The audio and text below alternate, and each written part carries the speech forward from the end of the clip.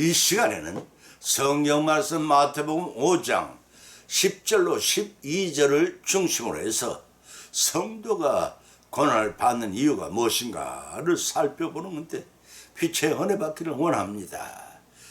청어잡이 배가 북양으로 청어잡이를 떠났습니다. 먼 북양에서 청어를 잡아 항구로 돌아와서 다시 차에 싣고 런던 시장 내에 파는데 청어는 성질이 급해 곧 잡으면 곧장 죽어버리고 맙니다. 어부들은 이 죽은 청어를 냉동시켜 시장에 가져다가 팔았습니다.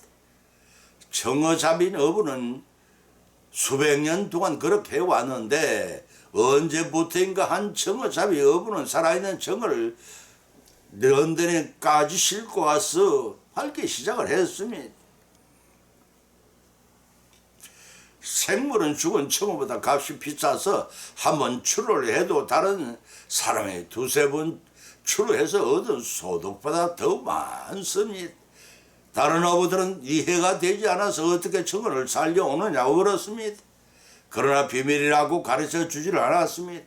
자꾸만 채근을 했더니 그 답을 가르쳐 주는데 그 답이 영 달갑지를 않았습니다. 아, 그게 정말이야? 아, 정말이라니까?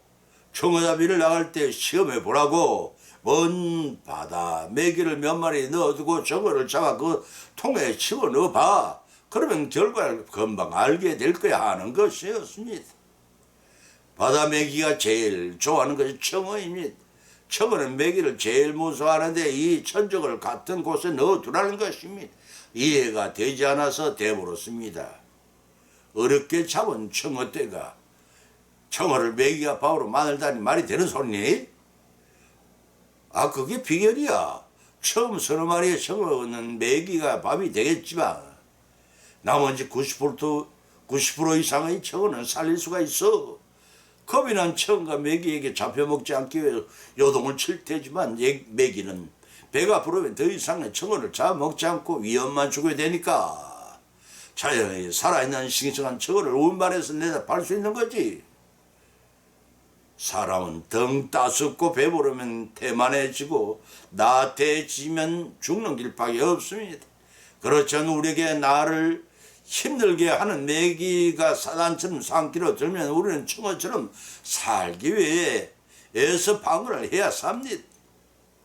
성경도 우리에게 말씀하시기를 고난은 어떠한 경우에도 여호와께서 실현하시며 고난을 인내한 자에게 보상이 크시고 또한 고난 후엔 성리를 보장받는다고 하였습니다.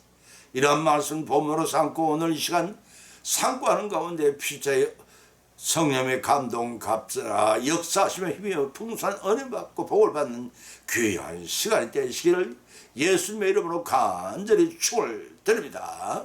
저처럼 여호와께서 신원하신다고 했습니다. 본문 시편 140편 12절을 찾아보면 기록하기를 내가 알거니와 여호와는 고난을 당하는 자를 신원하시며 궁핍한 자에게 공의를 베푸시리이다 라고 하였습니다. 하나님은 공의의 하나님이십니다. 고난당하는 성도를 도와 고난을 이기는 길로 인도하십니다. 동시에 고난을 이길 힘을 주시는 이다. 결국 고난 후에 상급들을 또 약속하십니다. 본절에서 여호와께서 신원하시며라고 하였습니다. 여기서 신원이란 말을 펼신 원통할 원, 가슴에 맺힌 원한을 풀어버림, 처벌해 주기를 원하는 것, 복수함 등의 뜻을 지니고 있습니다. 신명기 10장 18절에 밝힌 말씀입니다. 이 신원하다에 해당하는 히브리어는 아세입니다. 이는 인간의 신체를 사용하여 행하는 모든 활동을 가리키는 단어인데 행하다, 만들다는 뜻의 동사 아사의 변형이라고 합니다. 그런데 이 아사가 어떤 구체적인 일들을 행하다는 의미로 사용될 때 그것은 자신에게 맡겨진 의무를 이행하는 것과 마땅히 해야 할 도리를 다한다는 것. 다시 말해서 윤리적인 의미에서의 행위를 나타나게 됩니다. 또 다르게 아사가 만들다는 의미로 사용될 때 그것은 무에서 유를 창조해내는 것을 뜻하는 히브리어 바라와 달리 어떤 재료를 사용하여 물건을 만드는 것을 뜻합니다.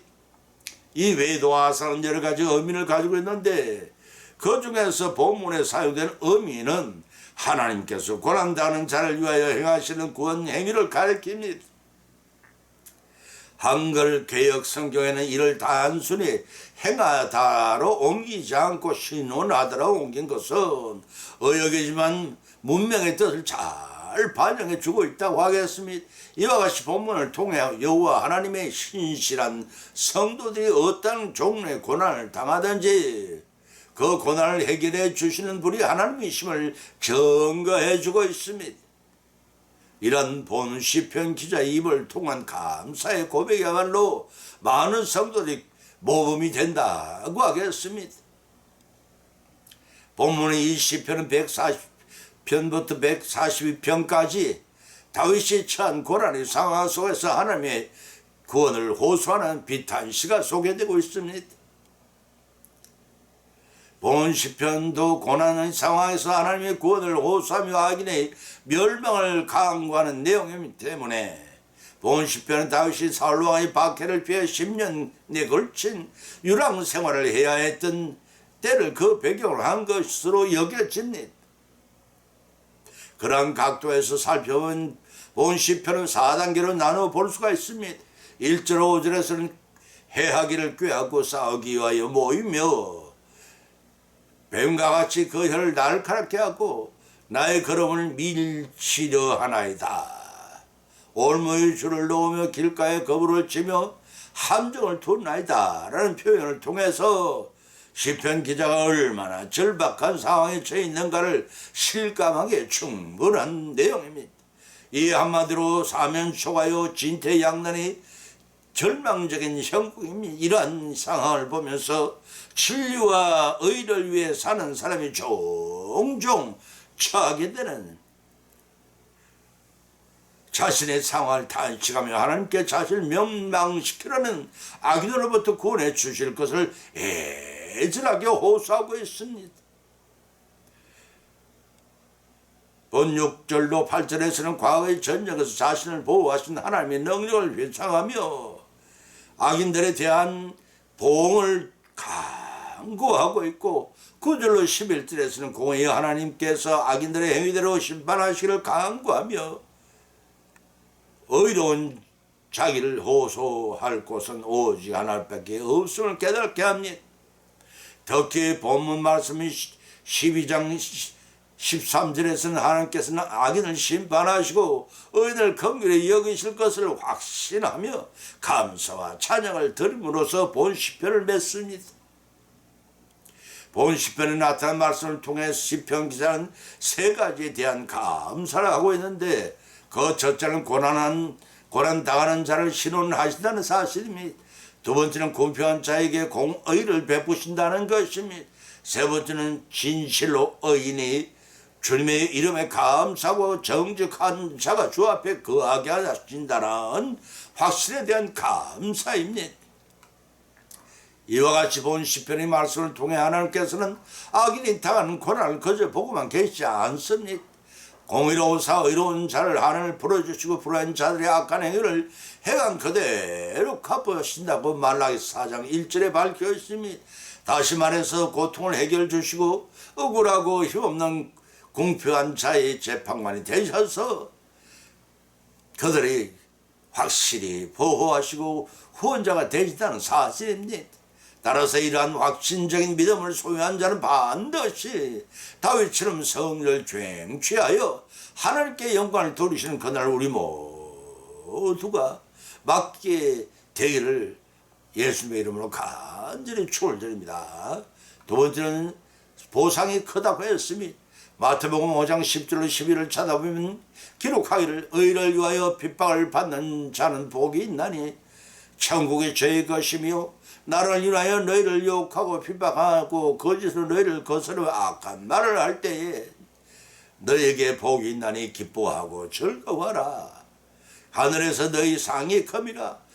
너희 전에 있던 선지자들을 이같이 핍박하였니라 고 밝혀놓고 있습니다. 본문의 말씀은 예수님께서 친히 산 위에서 운집한 유대인들에게 강론하신 말씀으로서 산상수훈 또는 산상복음 중의 일부분입니다. 본문의 내용은 구약시대의 모세가 시내산에서 하나님과 이스라엘 백성들 사이에 체결한 선민 언약의 대표로서 그 율법에 대응하는 신약시대의 성도들이 지켜야 할 법인 것입니다. 그런데 주님께서는 친히 말씀하신 복의 기준을 세상과는 너무나도 다릅니다. 우리는 어떤 기준을 쫓아 복을 추구해야 하겠는가라는 의문이 제기됩니다. 지금까지 우리가 살아온 삶은 세상 사람들과 똑같은 입장에 있어서 부와 명예와 건강을 추구해 왔음을 고백하지 않을 수가 없습니다. 그것들은 천국에서 영생을 누리는데 아무것도 도움을 되지 않습니다. 오히려 타락을 조장하고 불신을 가져오는 것들 뿐입니다. 이를 아는 성도들은 진리를 수호하고 의로운 삶을 영위하는 가운데 불신 세사로부터 어려움을 당하고 고통을 당하였습니다. 그래서 본문 10절에서는 의를 위하여 핍박받는 자는 천국의 저희 것이며 라고 예수님께 친히 격려하셨습니다. 여기서 핍박을 받는 자란 호이 데디오 구메노이라는 원어의 의미는 덜짐승의 사냥꾼에 쫓기거나 군인이 적군에게 쫓기는 장면을 연상시키는 단어입니다. 예수님께서 이같이 급박한 상황을 묘사한 것은 하나님의 의를 드러내 보이며 살아야 하는 성도들의 입장과 처지가 그러하기 때문에 순교의 각오를 가져야 한다는 의미입니다. 이러한 성도들이 복이 있다고 하셨습니다. 역설적으로 들리지 몰라도 마태복음 10장 39절에서 예수님께서 말씀하시기를 자기 목숨을 잃는 자는 잃을 것이요 나를 위하여 자기 목숨을 잃는 자는 얻으리라는 주님의 극한 구원관에서도 소망의 길을 발견합니다. 구약의 축복이 육신적이요 현세적인 성격이 강하나 신약의 축복은 영적이요 내세적인 성격이 강합니다. 빌립보 3장 8절 말씀입니다. 본절 말미에서 핍박받는 자들의 보상에 대해 축복하시기를 천국의 저희 것임이라고 언약하셨습니다. 예수님의 언약은 변개된 것이 없습니다. 구약의 초림 예수님은 예언하신 시작에 성취된 것처럼 주님 재림 때에 분명히 그대로 이루어질 것입니다. 다시 말해서 그리스도를 영접한 자의 호적은 이미 천국에 등재되어 있고 누가복음 17장 21절을 참조하시기 바랍니다. 주님을 위해 핍박을 당하고 심지어 순교를 당하면 천국을 소유하며 영생 복락을 누리게 될 것입니다. 그렇기 때문에 본문 11절에서는 나를 인하여 너희를 욕하고 핍박하고 거짓으로 너희를 거스려 악한 말을 할 때 너희에게 복이 있나라고 말씀하셨던 것입니다. 예수님 자신으로 인하여 터무니없는 말로 온갖 비난을 다 받게 되면 대항하지 말고 인내로 통과하면 복을 주시겠다는 말씀입니다. 그것은 전적으로 예수님께서 책임지시겠다는 뜻입니다. 그래서 본문 12절은 기뻐하고 즐거워하라고 했습니다. 이렇게 말씀하신 것은 성도들이 의를 위하여 고난을 당하면 당할수록 하늘에 더 많은 상급이 쌓여 있기 때문입니다. 이를 믿기 때문에 사도들과 바울과 선지자들이 주어지는 고통까지도 기쁨으로 받아들였던 것입니다. 사랑하는 성도 여러분, 여러분의 신앙생활은 어떠하시고 무엇을 위해 지향해 나가시는지요? 본절 중간절에서 예수님은 하늘에서 너희 상의 컵이라고 하셨으니 성도들이 핍박과 고난 가운데서 기뻐하고 즐거워해야 할 이유입니다. 우리의 행위의 결과로 주어지는 보상이 아니라 우리의 행위를 초월하여 주시는 값없는 은혜요 선물인 것입니다. 여기서 보상이라는 의미는 구원 이상의 천국에서 영생 복락을 가리킵니다. 겉으로 본절 말미에서 절에 있던 선지자들을 이같이 핍박하였느냐는 예수의 말씀은 너희들에게만 경계 하시는 핍박이 아니라는 뜻입니다.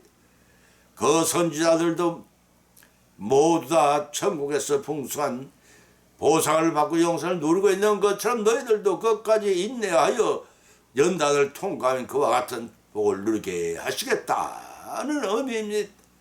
이를 확신하고 성취의 복을 누리시는 성도로 되어져가는 남은 여성의 되시기를 예수님의 이름으로 간절히 축원을 드립니다.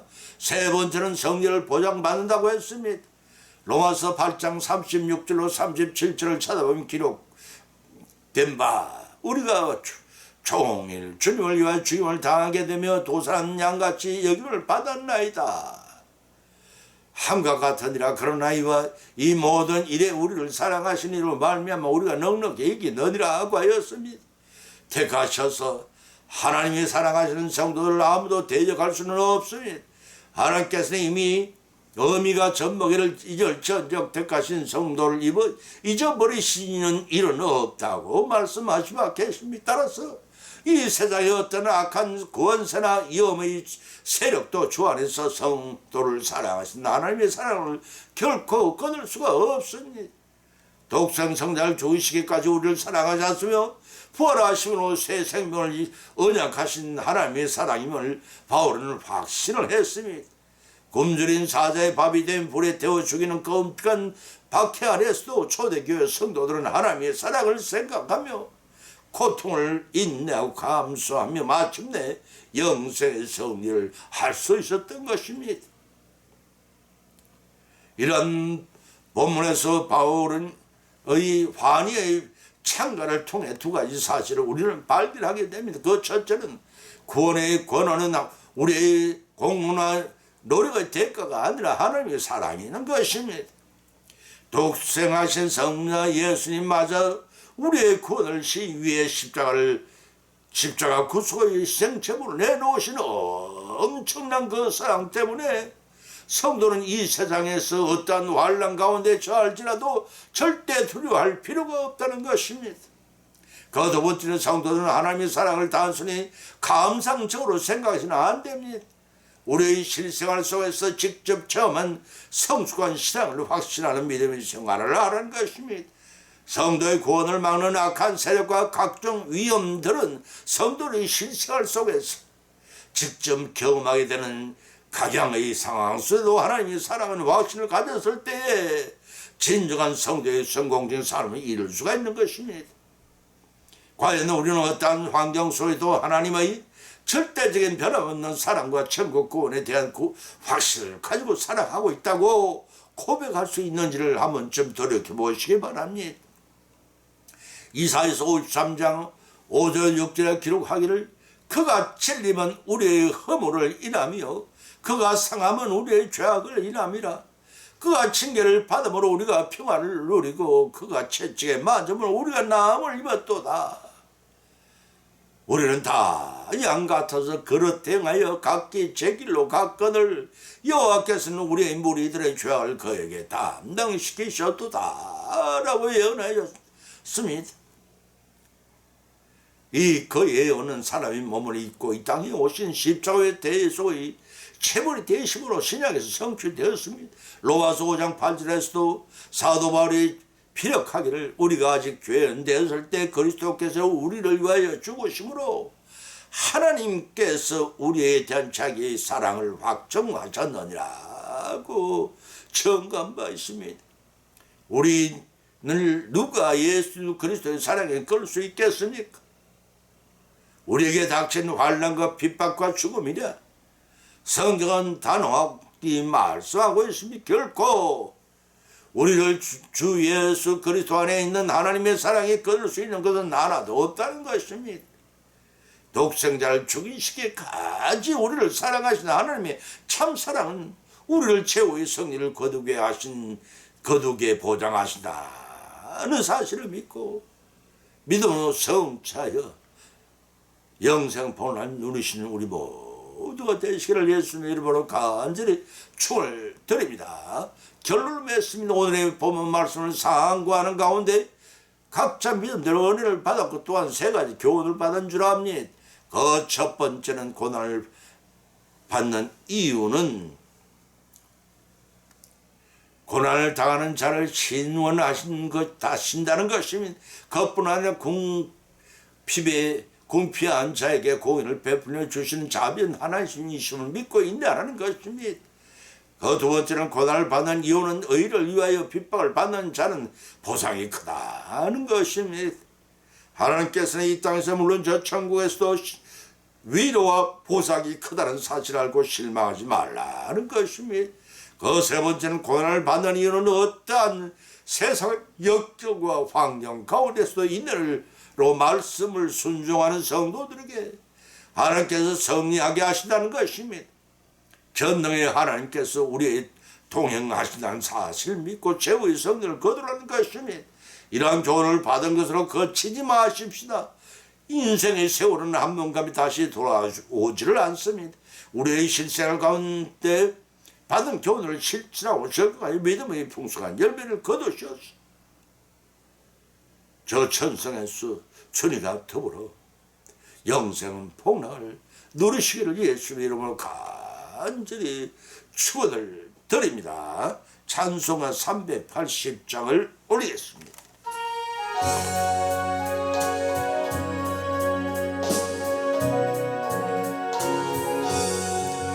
나의 생명 되신 주님 앞에 나아갑니다. 주님 흘린 보혈로 정케하사 받아주소서. 날마다 주님 찬송하겠네. 주님 사랑 줄로서 나를 굳게 잡아 매소서. 그 외로운 세상 지낼 때 나를 인도하여 주소서. 주님 믿고 나가면 나의 길을 잃지 않겠네. 날마다 주님 찬송하겠네. 주님 사랑 줄로서 나를 굳게 잡아 매소서.